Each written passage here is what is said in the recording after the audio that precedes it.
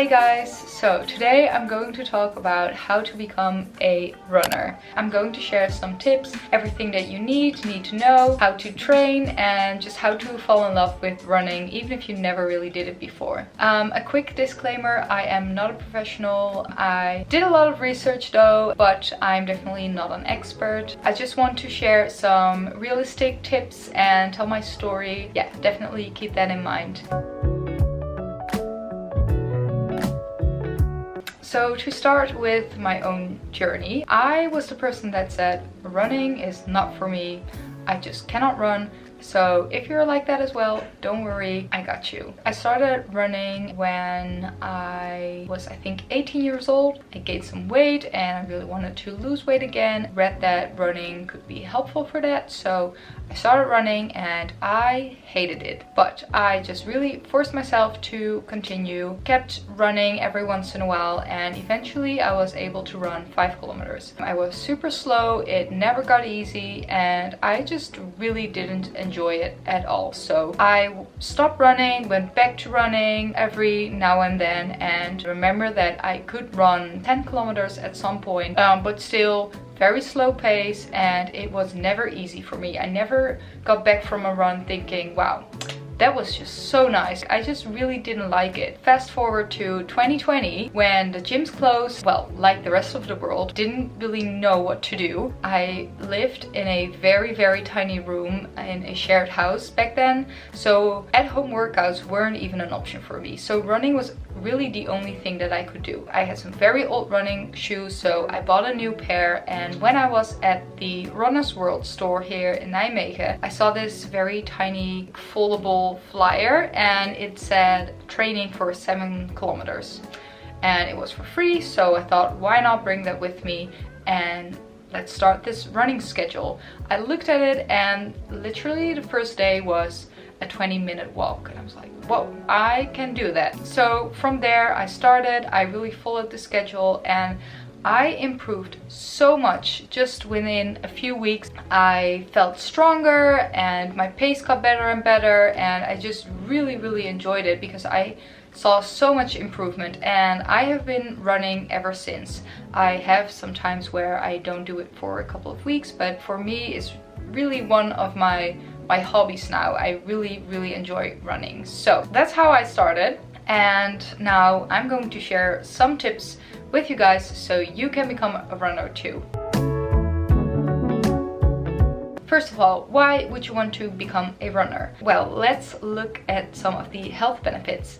First of all, running is really good for your overall mental well-being. When you are exercising and running, your body releases chemicals which help you with your mental well-being. Running increases your lung capacity and it also keeps your blood pressure within a normal range. Running is really good for your immune system, so if you run a lot, you are less likely to become sick. Like I said earlier, running is really good for weight loss and just with your overall physical strength. Running really builds lower body muscles, so not only your legs but also your abs. Running is also really good for bone density. Your body sends minerals to your bones when they are stressed to strengthen them. Your body actually strengthens your bones over time by running. And last but not least, running is really good for joint strength and stability. So lots of reasons to start running, but I also wanted to mention some risks of running because I don't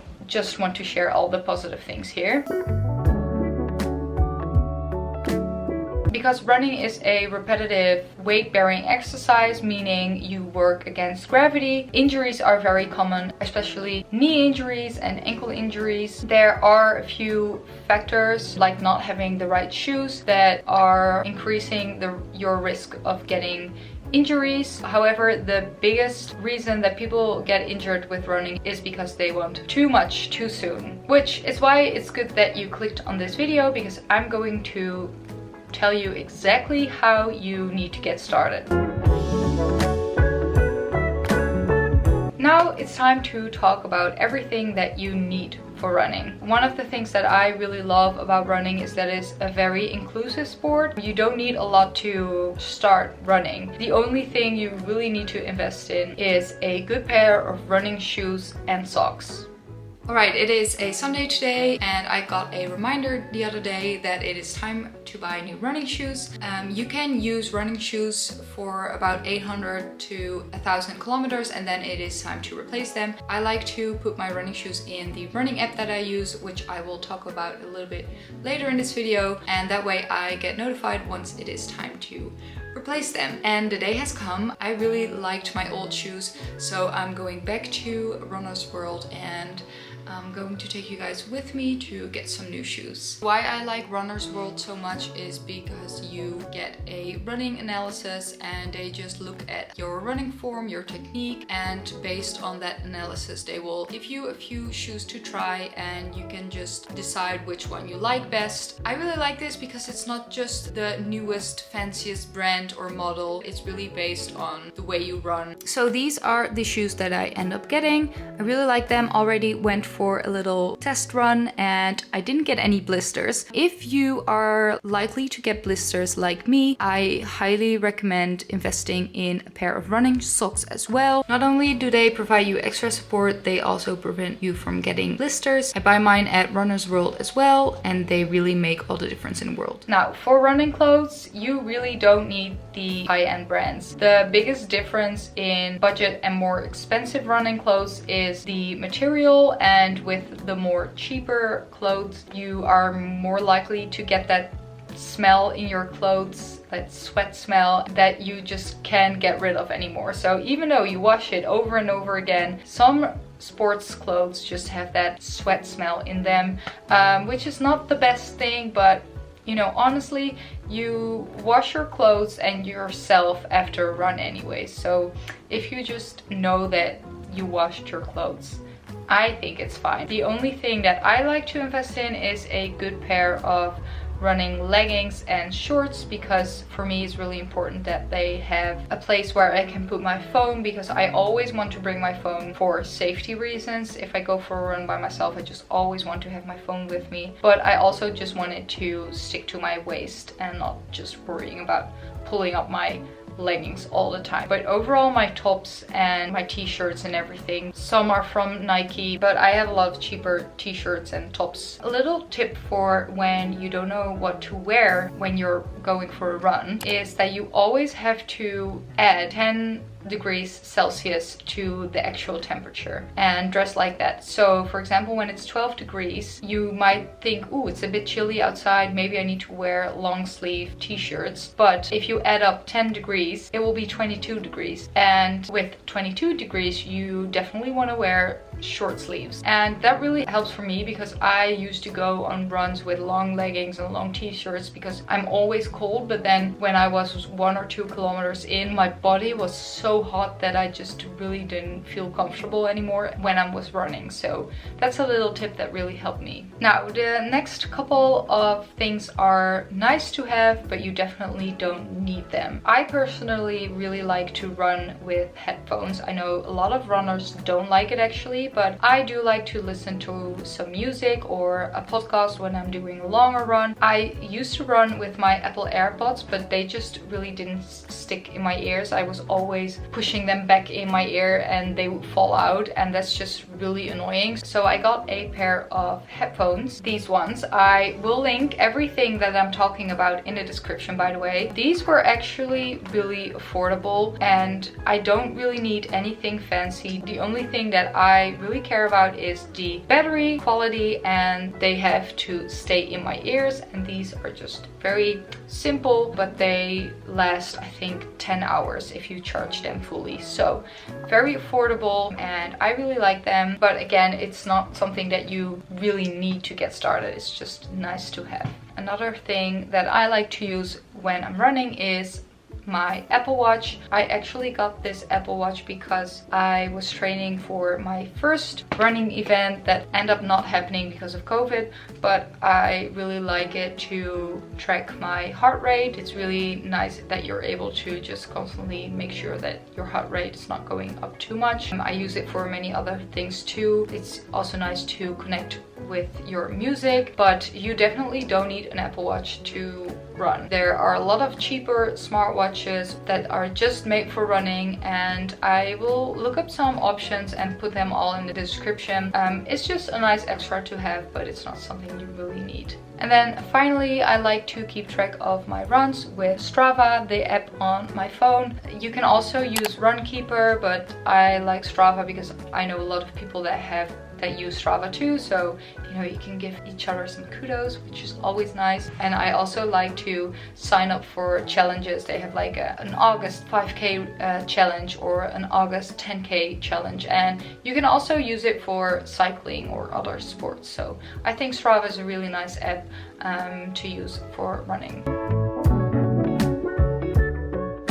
So when I was talking about how I got into running, I mentioned that I was able to run 10 kilometers, but it was just so hard and I didn't really improve, or I didn't feel like I was improving a lot. And the main reason for that is because I just started and didn't use any sort of training. I just did whatever I thought was okay to do, and you can definitely do this if you're a natural runner, I guess, but I definitely wasn't. I just really needed some training. So what helped for me was that running schedule. Most running schedules consist of an interval training where you run for a few minutes and then walk for a few minutes or jog for a few minutes. Then you have tempo runs where you do a little bit of a shorter mileage, but you try to amp up your pace. And then finally you have long distance runs. And I noticed that especially doing intervals, my pace really improved because your heart rate is recovering every time you walk again, and then you get used to running faster in the minutes that you run. And you do that a couple of times and you will really notice that your pace will really improve and you won't get as tired and your heart rate won't go up as much as it used to. So I think for me that is actually the main reason why I really got into running. So I would definitely recommend looking for a nice running schedule. I will leave some that I found in the description, but there are so many, so you just need to find one that you actually really like, that you think that is suitable for you. You really have to stick to that running schedule because, like I said earlier, a lot of people want too much too soon and then they get injured. So if your schedule says you have to walk for 20 minutes, go for a 20-minute walk and don't think, oh, maybe I can run. No, you have to walk for 20 minutes. If you never really ran before and if your knees are not used to running, you really have to build up slowly. So that's actually my biggest tip. And speaking of trainings, I am actually training for something very exciting right now. I am training for my very first running event. I am running the half marathon in Eindhoven on the 9th of October, and I'm actually raising money for the Dutch Cancer Society, KWF. So if you want to support me and make a donation, that would absolutely mean the world. I will leave the link where you can make a donation in the description. And if you want to come support me on the 9th of October in Eindhoven, please do so. I would actually love to see some of you there. That's what I am currently training for, a half marathon. I'm actually so excited. We are almost there. You're almost ready to go for your first run, but I also wanted to mention that it is very important to do a warm-up and a cool down. I never ever used to do this. I would always just go for my run, get back, hop in the shower and just lay on the couch for the rest of the evening. But it is really important to do a proper warm-up and cool down, especially if you want to prevent getting injured. I found this really nice YouTube channel of this guy that has a very calming voice, and he just does a 5-minute warm-up, moving stretches, and then a 5-minute cool down, standing stretches, and I really like it. There are some debates whether or not you should do moving or standing stretches, but I think overall the conclusion is that if you at least do some sort of stretching, it already really helps, especially if you don't want to get sore the next day. So like all of the other things, I will just leave the videos in the description. And then last but not least, I wanted to touch upon fueling your body, because I am vegan and I like cooking, but being vegan, I really get a lot of questions on how I get enough protein. So I thought it would be nice to share some nice recipes that I make on running days, If I go for long runs, I like to eat a big bowl of oatmeal. On a bit of a shorter run, I just have my normal breakfast, which is soy yogurt and granola and some fruit. I cannot run on an empty stomach, so I always make sure to have some breakfast before I go for my run. And then on evenings, I like to have something with tofu or beans, legumes. I make sure I have plenty of plant-based protein sources, like a curry, a pasta. I love spring rolls, so plenty of ideas for protein-rich vegan food. But if you are really looking for recipes, my favorite vegan chef and inspiration is Avant-Garde Vegan. He is amazing. He makes a lot of protein-rich recipes and they're super easy to follow, and his channel is amazing too, so definitely check out Avant-Garde Vegan. He's also a runner actually and an athlete, so knows what he is talking about. Okay, so I think we covered everything. I'm very excited for you guys to become a runner too. Let me know if you are gonna try running or if you're already a runner, and share you guys' favorite tips in the comments. I wish you the best of luck. Thank you so much for being here and staying until this point. Sending you lots of love, and I will see you guys next week.